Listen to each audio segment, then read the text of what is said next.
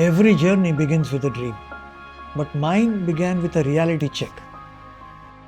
In 2009, a newspaper headline shook me to my core. India was described as a nation of educated unemployables. I just couldn't believe it. But that article forced me to pause and ask, what can I do for so many others who are left behind? And that became the turning point. I wanted to bridge the gap. My father's work was an inspiration as well. I saw children with the brightest minds crushed by lack of opportunity. But traveling to rural schools for physical classes was not feasible. The distance and darkness made the traditional approach challenging.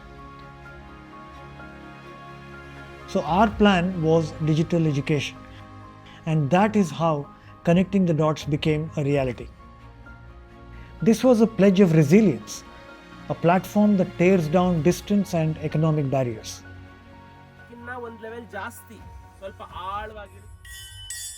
We work with government schools.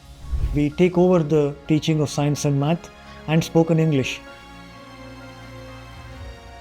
We wanted to design a program that is intense and makes a measurable impact on children's learning, specifically in STEM education for students in grades 6 to 10.